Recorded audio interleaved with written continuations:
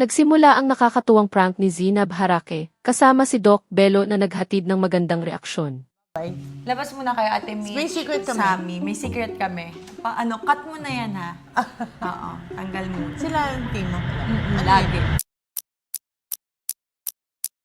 Kinat mo na? Okay na? Ano? Pagawa ka ng puwet? Nagpagawa kong puwet. Baka ano Dok, sige napuwetan ako. Hindi, Dok, may sasabihin naman. Kinakabahan ka ba? Oo nga eh. Ako din kinakabahan kasi nahihiya ako sa'yo. Pero wala naman ng vlog, tsaka para wala ng tao. Ano, tawag dito, naalala mo, magpapagawa kami house ni Ray. Oo, yeah.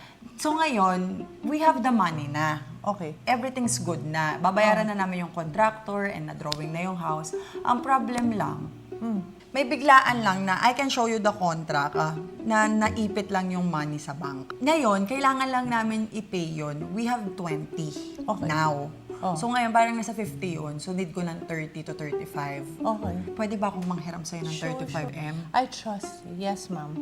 Promise? Yes, of course. 35M? I know naman you're very honest. Actually, Doc, dapat 30 lang talaga. Kaso lang, ang available namin is 20 lang. Kapag binigay namin yun, walang matitira. So at least kahit pa paano may 5M. Kung kaya. Anong tingin mo? 35 or 40? Basta isulat mo lang ng ano. Mag-contract na lang tayo. I'm willing to sign and then I can show you the din. Actually, alam ko, Ray talk to Hayden din. Really? Kasi nag-uusap sila. Wala akong narinig. Hindi sinabi sa akin ni Hayden. Alam ko nandiyan dyan si Doc Hayden. Alam ni Doc kasi tinanong niya ako kanina. Wait lang. Doc, Ika. Let's go. Doc, alam ko ayaw mo na magpautang sa friends kasi I huwag heard ka the mawala, message. ha? Never. Baka gusto mong mag 10 years contract ako sa Bello. Tapos every month vlog.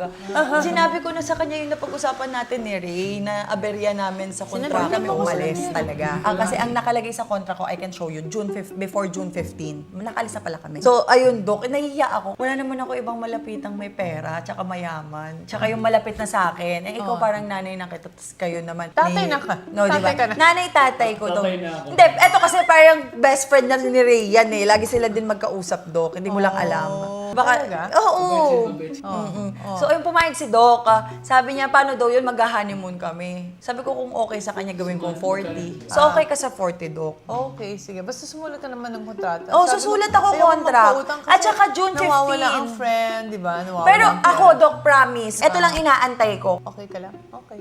I will pay you something. Magkokontrata ba kami or something? Yeah, I can do contract, Doc. Hindi, pero may lawyer. Lawyer, Doc. Sumulat sila ng letter. Hindi ko alam kung meron ba. Ano yun?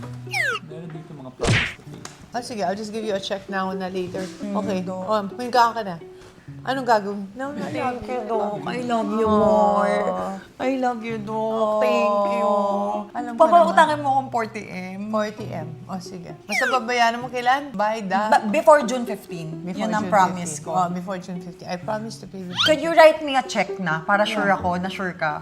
Okay. Can you ask for my checkbook, Sigurista. love? Para baka kasi, Doc, pinaprank mo ako na hindi mo ako papautangin. It's a prank! Para sure ka, Doc, ha? Nasaan na ba to? Pasok. Thank you. Zinab, what? Tapos, Doc, tatawagan ka na lang ng bank para to confirm, ha? Opo. Zinab. Okay, tell them na lang in video. Proof mo ba yan, Doc Hayden? I guess, so nasa vlog mo. Hindi ko yung lalagay sa vlog. Kasi syempre, So, ayan, proof ni Doc na binigyan niya ako ng check 40 million. May Ayan. Doc, thank you, Doc. You're welcome. Ibabalik ko to, Doc. With Okay. all my hearts, I will not break your trust. Yes, I know. I can feel naman. Pag mabait ang tao, talagang Doc, the Holy grabe Spirit ka. is there. Holy Spirit is But there. I will. Sa bangko. Ay, Doc, wait lang! Hindi. No. I-clear? Mamaya na. Bakit? Kasi harap ka doon. Ano? At harap ka uli doon. Anong meron doon? Hi! Guys, pinautang ako ni Doc Bello ng 40 million. Isang sabihan, it's a prank.